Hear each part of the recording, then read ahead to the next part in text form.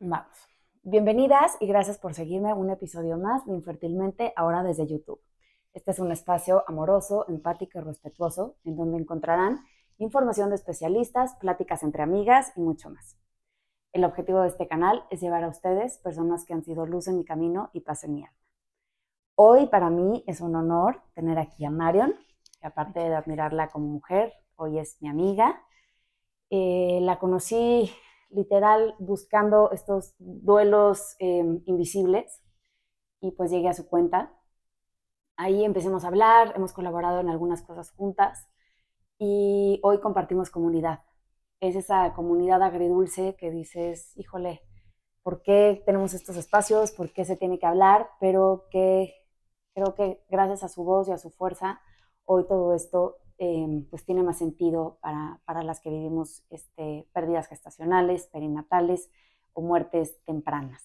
Así que, sin más, me encantaría que ella nos contara un poquito de tu historia, cómo es que con todo este dolor encontraste fuerza para hacer algo tan bonito como es la red de mi apoyo y todo lo que haces para darle voz y visibilidad a la pérdida gestacional y todo.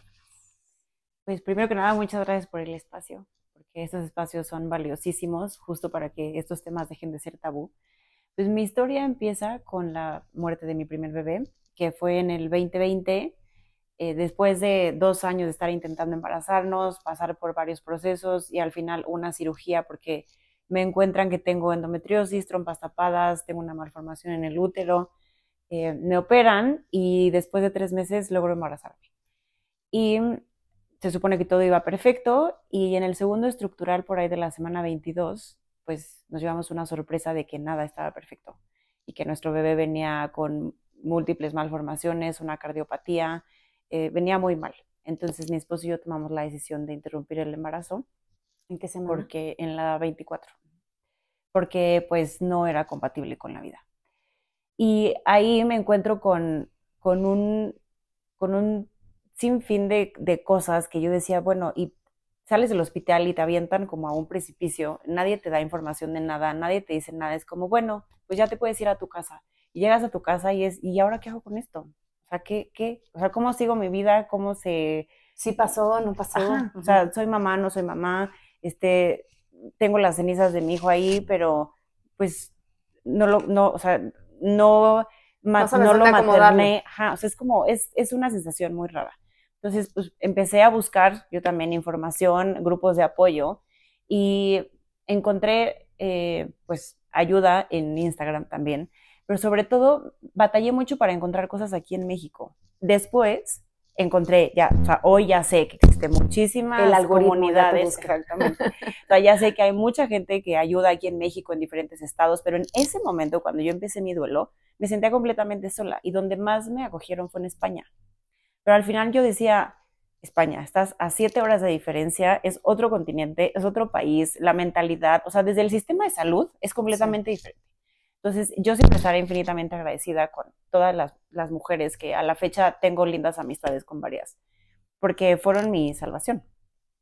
Y de ahí como que yo pensaba y decía, es que no puede ser que no haya un acompañamiento aquí en México. Y fue cuando empecé a decir, quiero que la muerte de mi hijo no quede en vano, tengo que hacer algo al respecto. Y yo no quiero que ninguna familia se vuelva a sentir, o sea, pase esto en soledad, o en silencio, en soledad, a escondidas, con miedo, con pena, porque al final, pues, no No es tu parece, culpa. pero pues una de cada 3 mujeres lo vive, una de cada 3 parejas lo vive. Y así fue como empecé a crear mi apoyo, que nació en el 2021, en julio del 2021 empecé con esta comunidad y ha crecido muchísimo. Por un lado dices, híjole, qué feo, porque pues es una tribu, una comunidad a la que nadie le gustaría pertenecer, pero por otro lado es qué bonito porque hay mucho amor, hay mucho apoyo, puedes encontrar mucha ayuda cuando estás pasando por estos Te voy a procesos. decir, como me dice mi sensei, el que me da mis microdosis y tal, dice que el hongo es lo bonito que sale de lo putrefacto.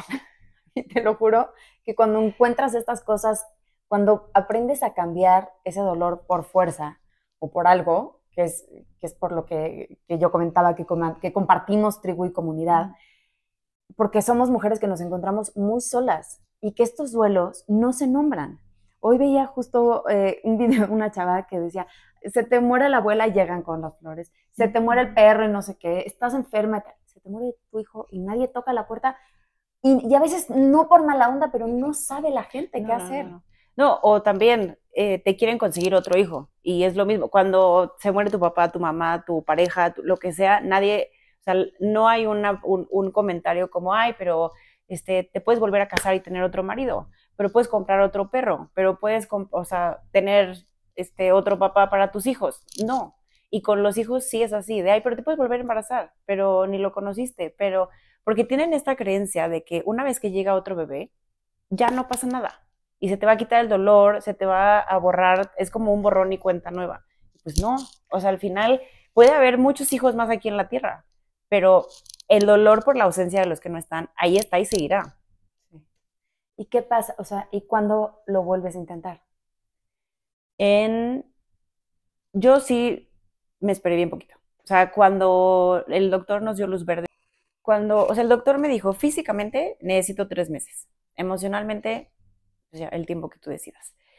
Y creo que sí es algo que lo platico mucho, porque creo que sí estuvo mal. Yo no estaba lista emocionalmente, pero en mi cabeza yo literal estaba casi que con un calendario tachando, así de el día que ya me puedo embarazar y ese día lo quiero empezar a intentar.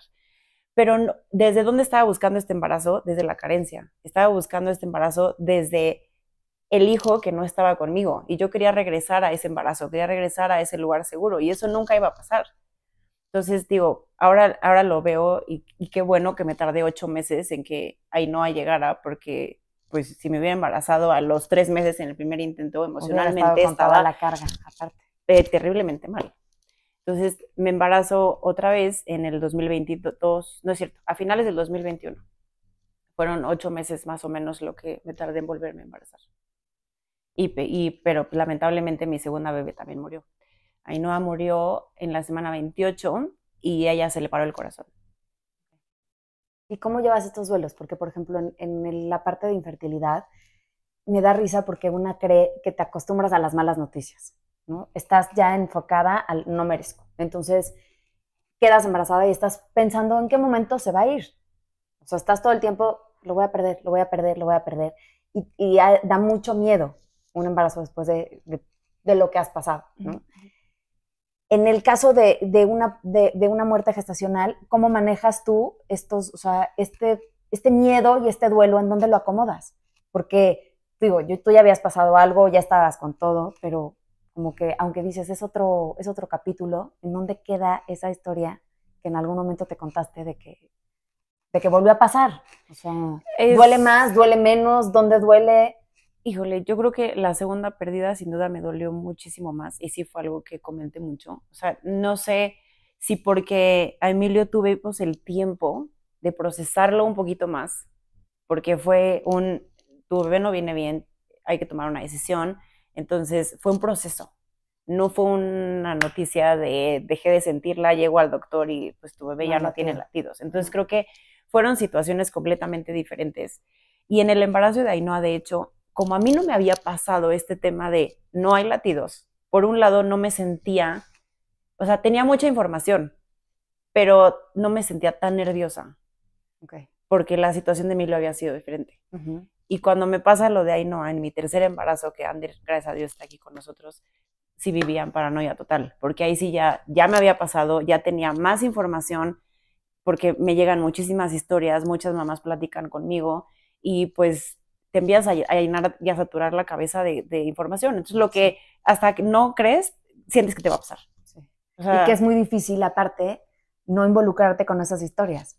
Y nos pasa a nosotros también en el grupo de infertilidad, que empiezan a llegar y dicen, estoy saturada, regreso en 3 meses. Sí. Y claro, porque estás diciendo, ok, no es mi historia, pero ¿qué tal si sí? Sí, no, por supuesto. O sea, no, pero ya vi que sí me puede pasar esto, entonces a lo mejor, y si me pasa lo de esta persona, y sí, o incluso con Ander ya aquí, estoy trabajando con una mamá que su bebita murió a los 6 meses, o sea, de nacida, y o sea, en mi cabeza era, ¿y si le pasa algo así a Ander? Y entonces, o sea, sí te empiezas a llenar la cabeza pues de toda la información y las historias que hay afuera, y sí es bien difícil. O sea, mi tercer embarazo sí lo pasé La pasé muy mal, lo disfruté muy poco y acabé en el hospital varias veces con ataques de ansiedad, de que necesitaba escucharlo porque en mi cabeza ya no lo sentía, entonces Hay ya, unas que hasta el ya aparatito ese se compran, ¿no? yo lo tengo, pero con Ainhoa lo usamos y era cuando ya se había muerto. Entonces Rodrigo y yo, o sea, cuando Rodrigo me revisa,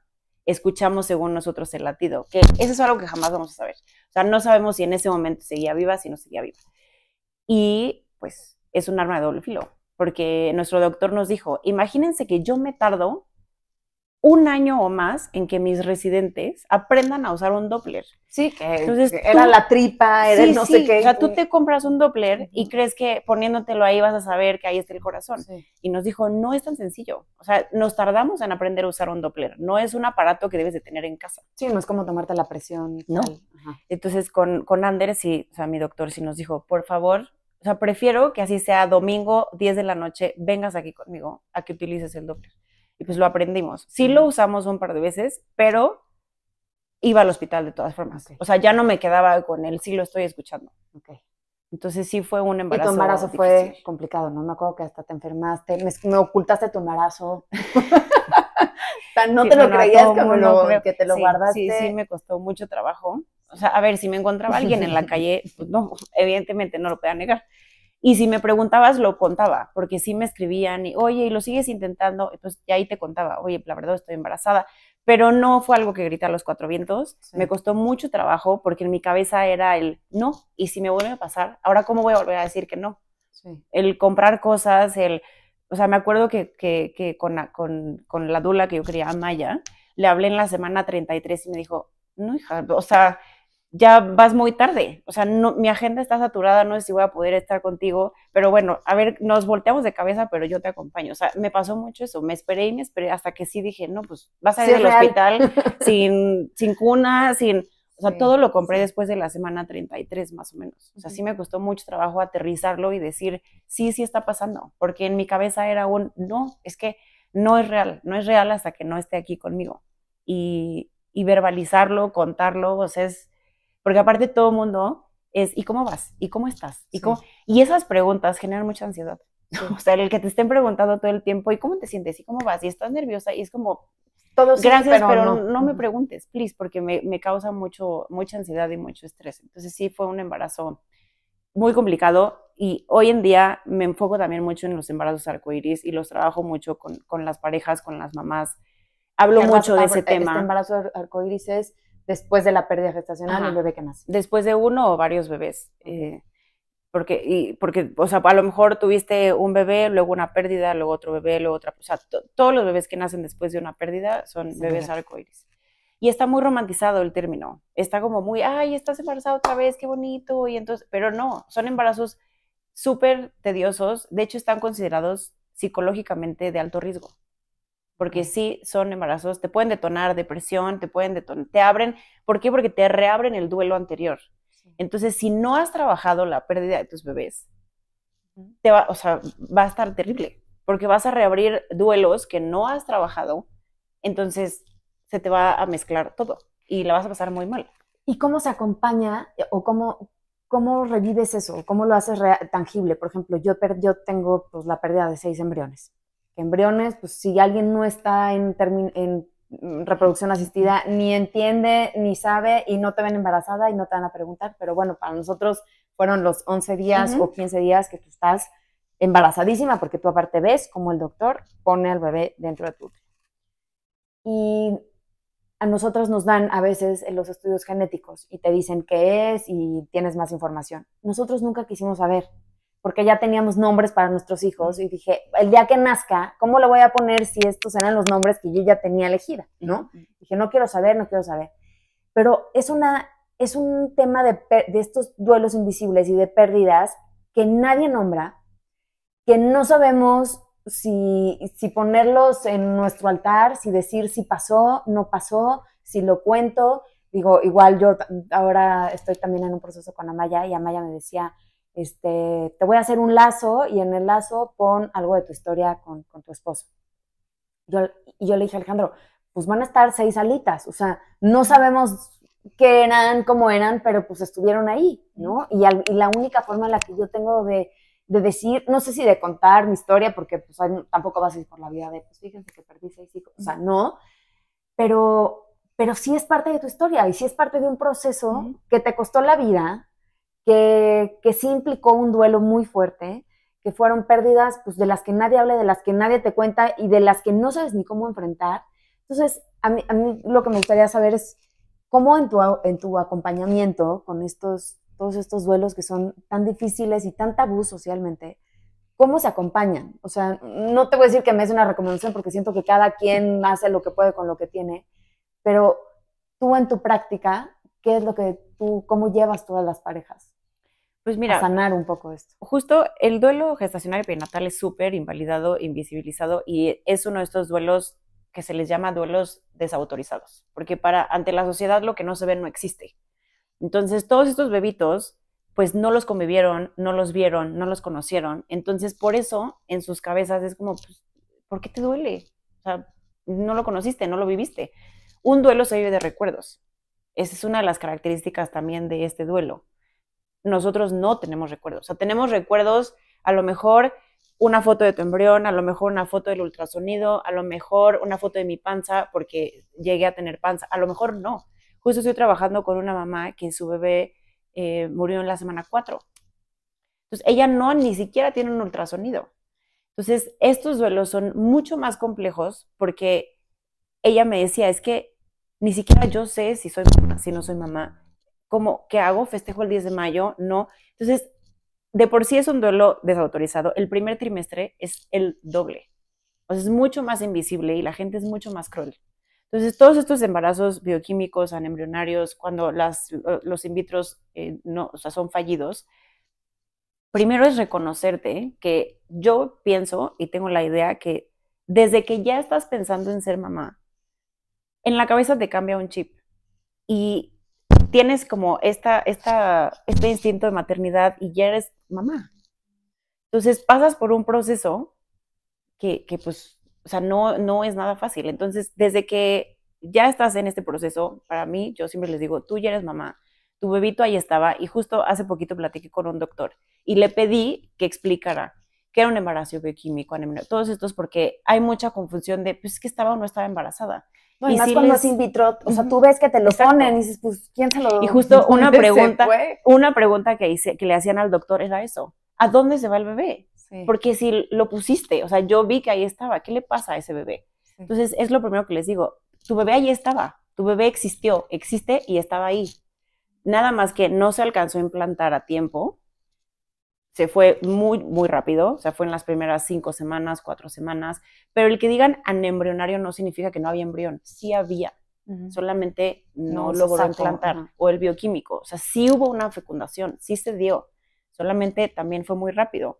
Y los in vitro es lo mismo, tú lo estás viendo, ahí es el embrión, existió, eso es lo que siento que nos deschaveta horrible, porque dices, me lo puso, o que te dicen, fue ectópico, pero lo dejó en el lugar perfecto, ¿y a dónde se fue? ¿Por qué corrió? Sí, y ahí también explicaron que puede, o sea, yo no sabía que cuando es ectópico, o sea, se puede regresar, y dices, no, o sea, está muy cañón que si es in vitro pasen esas cosas. Entonces, lo primero que trabajo es eso, tú créetela, porque si tú pides validación de los demás y tú solita no te validas, es muy difícil que pidas algo que tú no te das. Entonces, de las primeras cosas que yo trabajo es eso, si existió, existen, hay que darles una identidad, porque también luego me dicen, es que no quiero ponerle nombre propio, porque lo que me acabas de decir tú, le digo, ok, ponle un apodo, pero dale una identidad, porque eso también te aterriza, eso es sí existe. O sea, tengo un bebito en el cielo que se llamaba, muchos le ponen Angelito, que se llama Ángel. Ya, no sabes si era niño o niña, pero ahí está. Entonces, el darle una identidad en tu cerebro o escribirlo, también dejo escribir mucho, cartas y cosas así, porque el escribirlo, en ponerlo en papel, es algo que tu cerebro como que lo procesa de diferente forma. Como que materializas la energía en algo. Entonces sí es súper importante darles identidad, hablar de ellos y para bien o para mal, cuando estamos en estos procesos, nos toca un poco educar a la gente, pero obviamente también les digo, no vas a ir como dices, no vas a ir por la vida educando a todo mundo, al de la tienda, al veterinario, Sí, no. fíjese lo que me pasó. Sí. Pero si son personas muy cercanas a ti, que te duele y te lastima, sí hazlo. O sea, sí es importante que sepan cómo acompañar. El otro día una conocida me escribió y me dijo, oye, mi mejor amiga está pasando por infertilidad y no tengo idea de qué hacer. Entonces lo primero que le dije fue, gracias por preocuparte por cómo acompañar a tu amiga, porque creo que muy poquita gente lo hace. Cada vez que me escribe la prima, la mamá, la tía, la amiga, para pedirme ayuda, consejos, lo primero que hago es darle las gracias y decir, qué buena hija eres, qué buena amiga, porque muy poca gente se toma el tiempo de decir, ¿qué hago? ¿Cómo te ayudo? ¿Cómo empatizo? Mejor se alejan, o hacen comentarios que ya sabemos cuáles son, que o sea, que lastiman horrible, o pues es que no sabe cómo acompañarte y pues ya mejor me fui, o te dejan de hablar y ahora te tratan como si fuera contagioso y como si les fuera a pasar a ellas, o sea, o les pasa a ellas y no te dicen. También. Y vives tú como en el rezago un poco. Y sí, he escuchado cada historia. El otro día una mamá me contó que de repente se quedó sin amigas y no entendía qué era lo que pasaba. Hasta que una le dijo, no, pues es que lo que pasa es que ya te la vivías triste. Y pues la verdad es que ya no queríamos que nos transmitieras esas cosas. Entonces, pues mejor nos alejamos. Y ella me decía, ¿cómo no voy a estar triste si se murió mi hijo, no? O sea, ¿en qué cabeza? ¿Cómo quieres que esté? Sí. Brincando de emoción y feliz yendo al baby shower. Pues no, claramente Y digo, no. en eso siempre has puesto mucho ese tema en tus redes de cuánto duran los duelos, ¿no? Cuándo ya tengo que pararme o cuándo, si no, buscar tal vez ayuda psiquiátrica o decir, hay algo tal vez que químicamente, porque digo, a mí me pasó igual, en este continuo estar en duelo, me generó un estrés postraumático en donde ya había un tema químico y mi cuerpo se acostumbró a estar triste en todos sentidos. O sea, lloraba todo el día y decía, ya, o sea, tengo que salir de aquí y no estoy pudiendo. Todo estaba bien, pero había un cortocircuito que se acostumbró a una cosa. Entonces, ¿cuánto dura ese tiempo? ¿Cuál es lo normal? ¿O cómo manejarlo? Pues es que como tal un tiempo no existe. A lo mejor para ti pueden ser 6 meses, para mí puede ser un año, hay personas que pueden ser 3 años, pero lo importante es ver si está haciendo un duelo sano. Cuando empiezas a notar ciertos focos rojos, ahí hay que poner atención de que tal vez no está haciendo un duelo sano y tenemos que poner atención en una valoración psiquiátrica o en ciertas cosas. Por ejemplo, la depresión. La depresión, hay 2 tipos de depresión, la reactiva y la clínica. Depresión reactiva vamos a tener todos los que pasemos por un duelo, porque es totalmente normal. Por eso muchas veces cuando los ginecólogos recetan antidepresivos después de una pérdida, lo hemos platicado como entre tanatólogos, psicólogos y demás, no está bien, porque necesitas vivir este dolor, necesitas vivir el duelo. Van a tapar. Sí, exacto, entonces te están bloqueando desde el inicio de tu duelo con antidepresivos, con ribotril, con lo que, para que duermas, para que no sientas, y te están anestesiando. Y no tiene nada de malo, o sea, es una etapa que tienes que atravesar. Por algún lugar, o sea, ¿cómo sale? Y pues los ginecólogos ni siquiera deberían de recetar ese tipo de medicamentos. Y sí me ha pasado que muchas mamás me dicen, no, pues es que estoy tomando antidepresivos porque me lo mandó mi ginecólogo. Y es como, no, o sea, ve a una valoración psiquiátrica y si te lo recetan, ok, pero si no, pues sí, no entendiendo es por ahí. Que estás en el trauma en este momento y que si no sale, se va haciendo ahí bolita. Entonces, eso es completamente normal. Okay. Cuando ya no es normal es cuando se vuelve la depresión clínica, que ya es una depresión que te inhabilita para vivir, literalmente. Okay. O sea, ya llevas más de 15 días, eso sí es importante, son 15 días más o menos, que ya tienes pensamientos suicidas, tienes pensamientos de no querer estar aquí, te cuesta trabajo respirar, o sea, pararte de la cama, bañarte, hacer cosas, o sea, realmente estás inhabilitada para vivir. Ese ya es un foco rojo, okay, en donde tenemos que poner atención de decir, ya no está siendo un duelo normal, tenemos que ver qué está pasando. Cuando tienes ya mucho tiempo atorado en o sea, por ejemplo, estás enojado, tú te das cuenta que luego hay gente que está enojado con la vida. Y si te quedas atorado en ese enojo, eso ya tampoco está bien. Okay. O sea, cuando constantemente te metes, o sea, si llevas... Estás como muy frustrado. Sí. O sea, literal, peleado con la vida, todo te molesta, te quieres pelear hasta con el que pasa en cada esquina, nada te parece, no quieres hacer nada, estás muy irritable, nada te da felicidad, o sea, todas estas cosas también ya... Es Pide ayuda. Es normal también estar enojado, pero ¿hasta qué punto? O sea, también si ya pasó mucho tiempo y llevas en el enojo 6 meses, eso ya no está bien. O sea, ese tipo de cositas irlas viendo, porque el sufrimiento, a veces también te metes en un bucle de estar sufriendo todo el tiempo. O sea, tú solita estás, ahorita tendría 5 días, 2 horas, 30 minutos de que mi hijo nació. O mi hijo tendría 5 meses. Mi hijo tendría... Eso es un sufrimiento que nada más estás dándole vueltas y tú lo estás generando. El por qué a mí, si nos quedamos en el por qué yo, tampoco vamos a salir de ahí nunca. Y son respuestas que a lo mejor nunca van a llegar. Nunca. Entonces tú tienes que cuesta muchísimo trabajo y por eso se trabaja, pero tienes que soltar. Tienes que soltar el hecho de decir, está fuera de mi control, yo no puedo controlar nada de esto, si me puedo embarazar, si no me puedo embarazar, si mi bebé nace bien, si tiene alguna enfermedad, son cosas que quedan fuera de nosotros. Entonces, estar enredado en ese sufrimiento también ya cae en algo tóxico que se tiene que trabajar. Entonces, como que todas estas foquitos rojos vas viendo. Cuando tu sentido de vida solo está enfocado en una cosa, también eso es súper importante que no pase. Porque si esa única cosa en la que tú estás metiendo todo no sale como tú querías, se te va a venir la vida abajo. Necesitas tener algo de donde agarrarte. Exactamente. No puedes meter todo en una sola cosa, porque al final no sabes cuándo va a llegar, si va a pasar, si no va a pasar. O sea, tienes que... ¿Y qué pasa, por ejemplo, en las sesiones que das, en el acompañamiento? Porque, bueno, el año pasado que hicimos lo de la ola de luz, bueno, para quien no sabe, la ola de luz es un espacio en donde nos juntamos pues varias parejas, mujeres que han tenido alguna pérdida y le mandamos luz a esos bebés que se fueron antes de tiempo. Y el año pasado en esta ola de luz fueron varios hombres.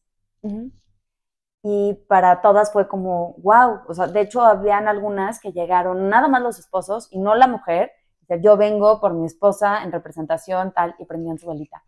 ¿Y qué pasa en el acompañamiento con los hombres o con la pareja? Porque a veces nosotras, más la hormona, más todo lo que traemos, estamos hundidas, la pareja se distancia y también él está viviendo un duelo. Y a veces nosotras hasta los apagamos un poco, ¿no? O sea, la estadística de las parejas que se separan después de algo así es altísima. Es 1 de cada 6 parejas. O sea, a mí se me hace muy alto. La infertilidad y las pérdidas gestacionales, o en sí la pérdida de un hijo, sea la edad a la que sea. Si es algo que superas como pareja, creo que es un matrimonio que ya va a estar, híjole, lo más sólido de la historia. O sea, para que se rompa ese matrimonio va a estar difícil. Pero hay muchos matrimonios que no pueden. ¿Por qué? Porque cada uno está con su dolor y traemos muchas cosas de atrás. Entonces, a veces tu dolor es tan fuerte que no puedes ver más allá. Y ahí es cuando la comunicación empieza a fallar, ya no pueden estar juntos, se empiezan a separar, cada quien se va a su lado y pues las parejas se terminan separando, se echan muchas culpas también.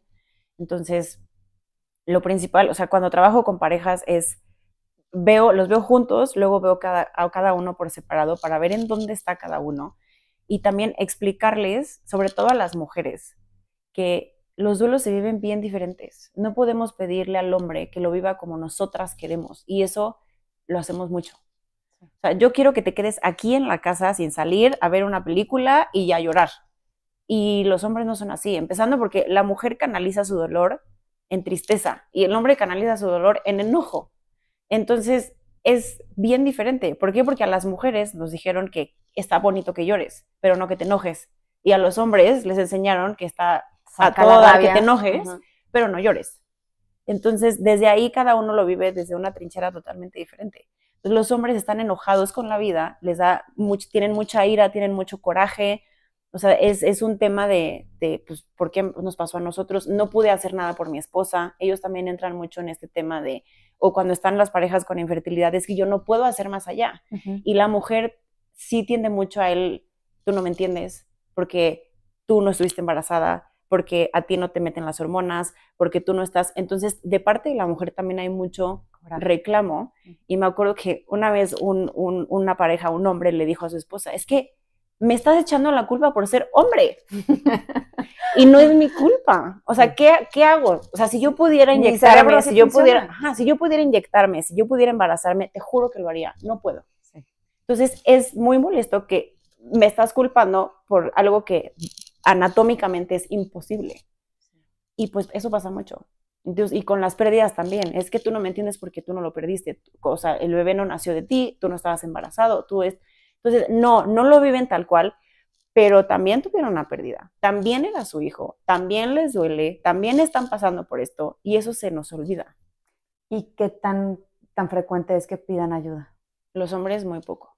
O sea, yo de ahorita, de todas las personas que yo estoy acompañando, te puedo contar con una mano los hombres. O sea, y si mi cabeza no me falla, son 4 los que tengo ahorita. O sea, ¿y esa pareja cómo puede salir adelante? O sea, a través de que la mujer se vuelva a ser fuerte y entonces guíe el camino. Pues es que también muchas veces son los hombres los pilares. O sea, los hombres también son más prácticos. Sí, el hombre se va al futuro. El hombre es, ok, sí pasó, ya. O sea, ya pasó, vamos a ver a lo que sigue. Y la mujer se queda mucho en el pasado. Se queda mucho en lo que hubiera podido ser y no fue. Okay. Entonces, ninguna de las dos está bien. O sea, tienes que encontrar un punto medio. Entonces, los hombres sí son más prácticos en el sentido de, ok, pero bueno, ¿qué vamos a hacer? Ya pasó, hay que buscar, hay que hacer, o sea, soluciones. Sí, sigamos, ¿no?, nuestra vida. Y eso jala mucho a la pareja, o sea, a la mujer, que se queda mucho en el no, pero es que mi hijo, y entonces ahorita sí, estaría... ahí se va tejiendo el equipo, sí, que es lo que uno necesita y el otro, y se van... Pero cuando se empiezan a echar las culpas, pero es que tú, pero es que yo, pero es que a ti no te importa porque te vas... Yo te juro, esto me acuerdo muchísimo y lo platico mucho en los talleres, porque es un ejemplo de lo que a mí me pasó con Rodrigo la primera vez. Él todos los miércoles tiene jugada de dominó. Y me acuerdo que cuando pasó lo de Emilio, llegó y me dijo, voy a jugar dominó. Bueno, a mí haz de cuenta que me había dicho, o sea, tu hijo me vale madre. Sí. Así. Y para mí fue ¿cómo? O sea, ¿cómo en tu cabeza puedes estar pensando en irte a jugar dominó cuando se acaba de morir nuestro hijo? O sea, estás mal. Sí. Fue un problemón, una pelea gigantesca, y después entendí que para él, esa era su fuga. Él necesitaba ir a jugar dominó para sentirse mejor. Sí. Porque me decía, es que yo necesito a alguien más aparte de ti para hablar. No puede ser tú nada más esa fuente de desahogo, ni al revés. Sí, porque vamos a hervir los dos. Nos vamos a ahogar. Me costó mucho trabajo entenderlo. Sí, claro. Mucho. Pero eso pasa. La mayoría de los hombres dicen, es que yo quiero irme a jugar fútbol, es que yo me quiero ir a echar unas cubas con mis amigos y mi esposa se enoja. Y eso, te juro, es de los problemas más comunes que hay.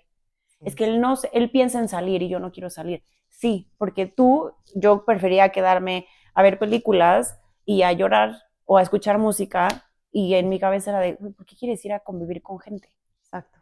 Y también hay una línea bien delgada en donde puedes caer.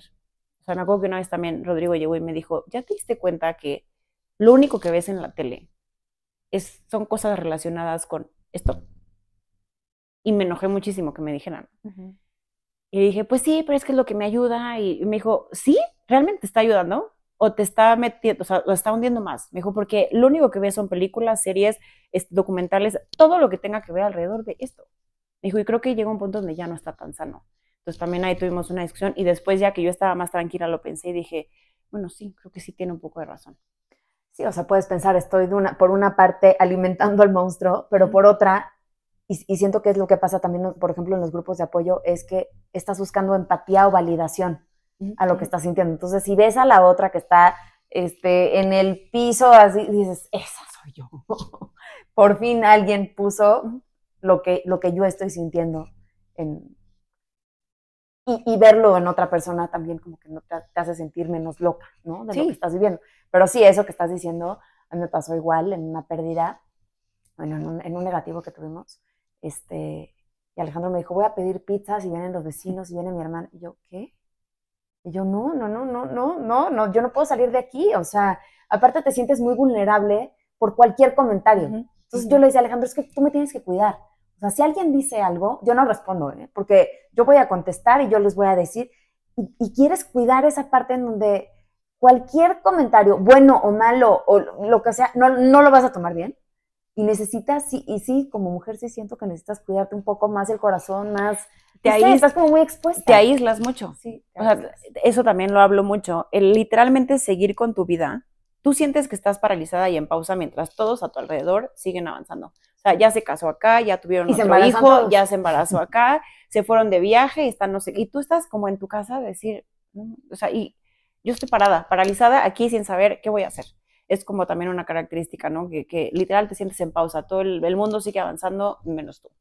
Y con la infertilidad es igual, o sea, todo el mundo avanza en sus vidas y tú dices, yo sigo en el mismo maldito lugar de hace 3 años. Sí. Y es bien frustrante. Entonces, creo que eso también lo hacemos mucho las mujeres porque quieres cuidarte de los comentarios y de las cosas que te vayan a hacer afuera.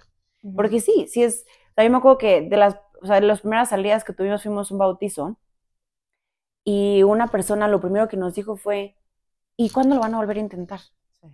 Y es como, no jodas, pregúntame cómo estoy. No me preguntes cuándo me voy a volver a embarazar cuando mi bebé tiene 4 meses, creo tenía, sí, de que había muerto. Y son comentarios o preguntas que ¿qué le da? ¿Qué más le da? Sí. Yo me acuerdo una amiga igual, lo perdió como a los 6 meses de gestación y me dice, regresé a la oficina, lo primero que me preguntaron fue, ¿le hiciste...?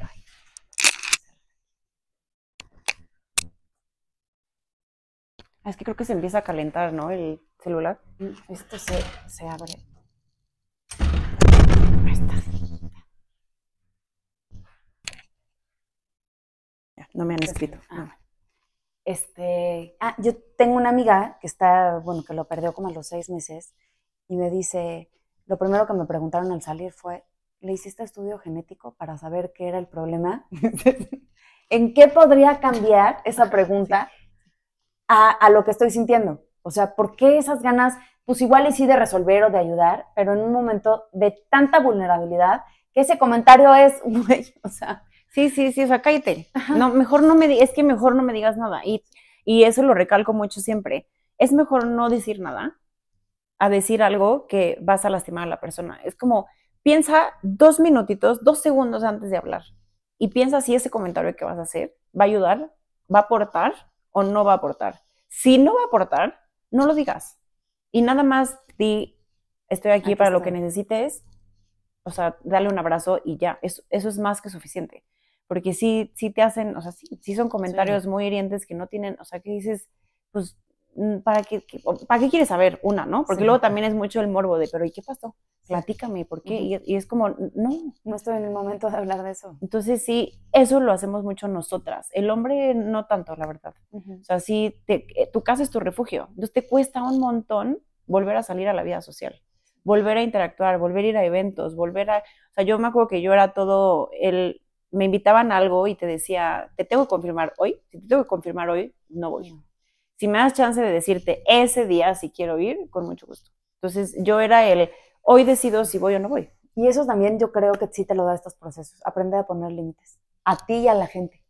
O sea, porque siempre tenemos ese compromiso de tengo que estar bien y tengo que, y tú sonriente, preciosa, lista para lo que digan. Y creo que esto, o sea, te pone un sacudidón que tienes que priorizarte.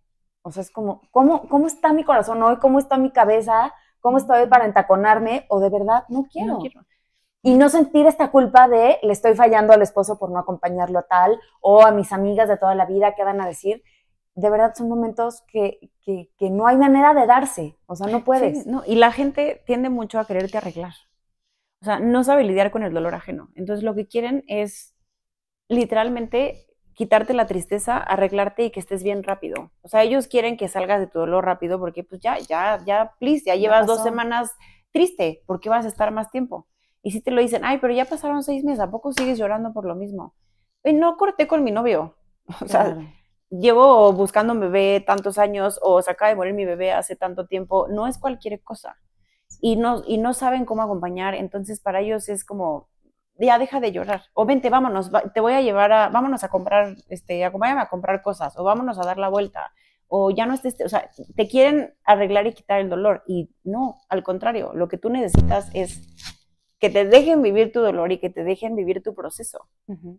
Entonces sí es bien complicado, o sea, es un proceso que no es nada fácil, y encima de eso, la gente externa, la sociedad, tu familia, no lo hace más fácil. Y sí, a mí también me pasó cuando cuando fue lo de Emilio, que todo el mundo nos decía a Rodrigo y a mí lo que teníamos que hacer, cómo lo teníamos que vivir, a dónde teníamos que ir. Nos querían mandar 350 doctores de, no, lo que tú tienes que hacer es esto, lo que tienen que ir es a este lugar. Hasta que un día Rodrigo sí contestó de, es que ese no es nuestro problema. O sea, ni siquiera saben qué, o sea, qué es lo que estamos viviendo. O sea, please, muchas gracias por tu ayuda, pero el día que lo necesite te lo pido. Claro. A lo mejor las otras personas no lo toman bien, porque sí hay gente que se ofende, pero también llega un punto donde si todo el tiempo, o sea, todo el mundo trae el mejor consejo, la mejor medicina, el mejor tip, lo que a tu prima le sirvió, pero a ti. Obviamente llega un momento donde explotas y ya dices, ya, o sea, no me interesa que me digas nada, please.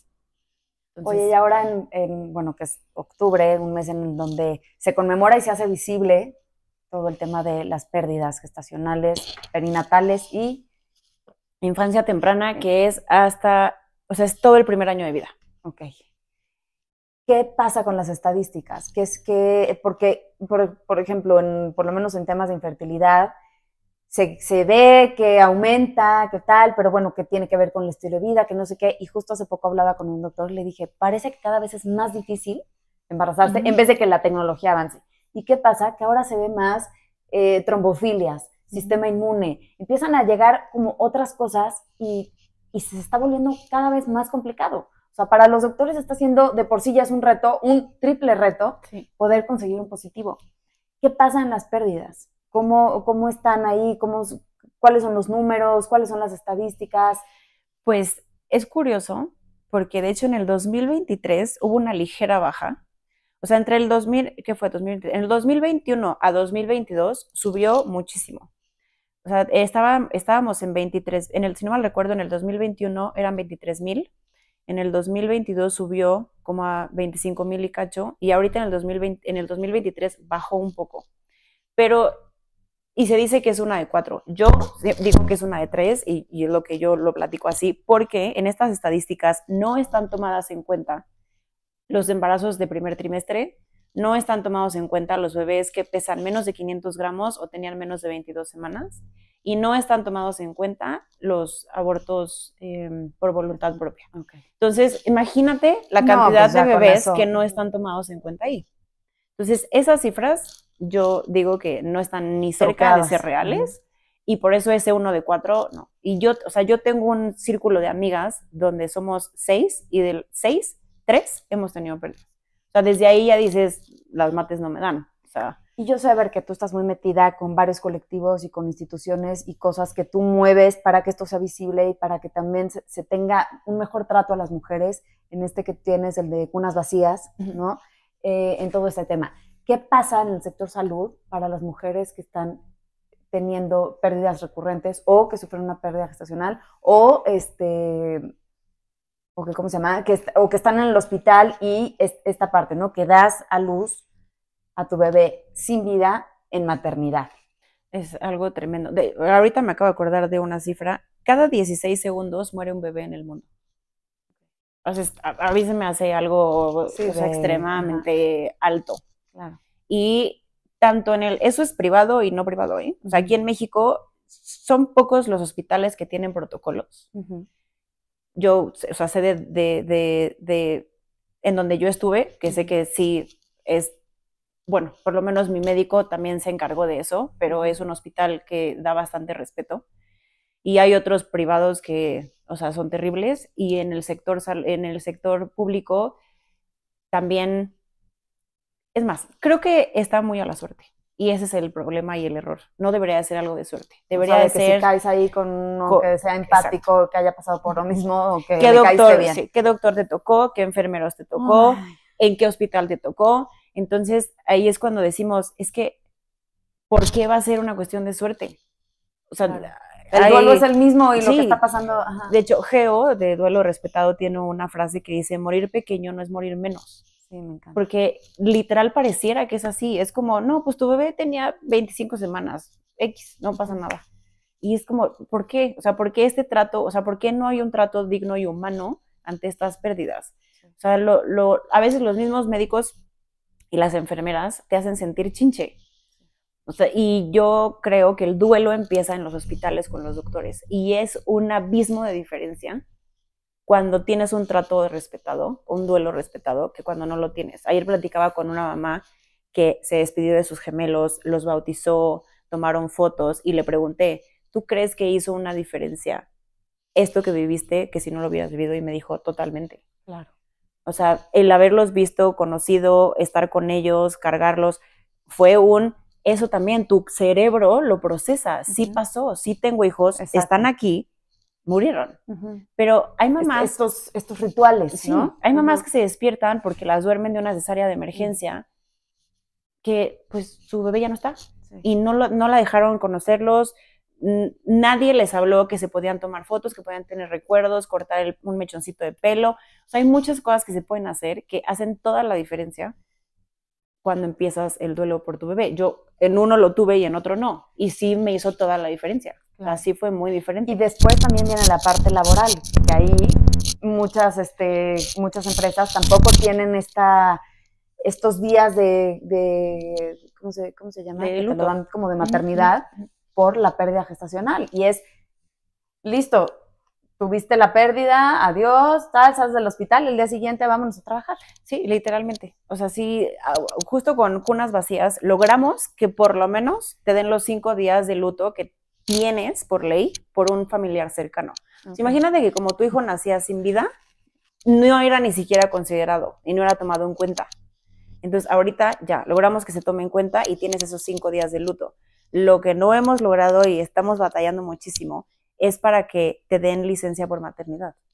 Cuando tienes cesárea, te dan licencia, pero por cirugía mayor, ni siquiera es por maternidad. Pero cuando tuviste parto natural, sea en la semana que sea, depende de tu trabajo y tu jefe. Porque por ley no te dan absolutamente nada. Y eso es algo inhumano. Y muy frustrante. Muy frustrante, sí. Porque creo que todas las que estamos maternando bebés que vemos o bebés en el cielo o hijos ahí, creo que algo pasa en nuestra empatía de querer ayudar, de querer que todo lo que vivimos y todo lo que pasamos, bueno, en tu caso también de estas pérdidas y tal, de que no quede todo tu proceso olvidado y de que todo lo que viviste y todo lo que te aprendiste sirva de alguien más. Yo les digo que es como Hansel y Gretel, así, búscale por acá, vente por acá, porque de algo tiene que cambiar en nosotras, de todo este proceso que vivimos y que, digo, para cerrar un poco, me gustaría saber justo eso, ¿qué es lo que este proceso y este camino ha dejado en ti y qué es algo que te quitó? Yo siempre digo que mis hijos han sido y yo creo que son mis grandes maestros. Me han enseñado muchísimo, principalmente como a dejar de darle importancia a las cosas que no valen la pena y enfocarte en lo que realmente vale la pena en la vida. Como que a veces te enojas o haces cosas que cuando te cachas y dices, de verdad me estoy enojando por esto. O no sé, hasta peleas con amigas, que hoy digo, ay, de verdad, gracias, bye. Elige la batalla. No, sí, o sea, ese tipo de cosas, enfocarte en apreciar lo que la vida te da, eso me ayudó, o sea, me enseñaron muchísimo. El valorar lo que tienes, agradecer todos los días lo que tienes, en no preocuparte por tonterías, en soltar un poquito el control, porque a la fecha yo me sigo considerando una persona súper controladora. Sí. Me cuesta mucho el decir, ay, sí, vamos a dejar que todo fluya. Como un karmita que tenemos. Sí, todas las que estamos por aquí. Las que estamos en esto. Pero sí me he cachado que soy un poco menos aprensiva. Okay. O sea, me cuesta, pero es algo que ahí voy trabajando. También te ayuda a darte cuenta que debes de tener cerca de ti a la gente que de verdad vale la pena y va a sumarte. Que dejes de rodearte de gente que pues solamente te resta y te chupa energía y que no te aporta nada a tu vida. Si te vuelves también muy selectivo, a quién quieres cerca, a quién no, pero son cosas, o sea, como que literalmente despiertas. O sea, yo digo que despiertas en un sentido de aprendes a ver la vida de otra forma. Y eso es lo que me quitó, pues, ¿en qué sentido? Porque de quitar, pues es que quitan muchas cosas, hablando de, o sea, te quitan inocencia, te quitan ilusiones, veces autoestima. te quitan autoestima, es de las cosas que más se lastima Sí. después de un proceso de infertilidad, Sí. pérdidas y así. Que te quita esa parte de merecimiento, de creerte muchas cosas. Y esa ilusión, o sea, como que esa inocencia que se tiene ante un embarazo, ante la maternidad, se te quita por completo. Sí, yo he escuchado algunas que ya son mamás que dicen, me encantaría volverme a embarazar, o sea, que ya acabaron su plan, solamente para vivir o sea, todo el embarazo desde otro lugar. Desde ese cuentito que nos dijeron que, ay, sí, llega, cuando la realidad es que esto trae pues muchos miedos, muchas culpas, y pues bueno, no se diga cuando pasamos por procesos complicados y difíciles. Pero bueno, pues yo quiero agradecerles a todos por haberse dado el tiempito de escuchar esta plática con una amiga, con una hermana, con una compañera de batalla también, a la que hoy pues muchos de nuestra comunidad recurren y que sé que están en un espacio seguro y empático con Marion, y estén pendientes de todo lo que hace porque es una activista hermosa, con un corazón divino y enorme, en función a todas las mujeres que necesitamos una voz para tener un embarazo, una maternidad y unos duelos mucho más respetados. Muchas gracias a todos.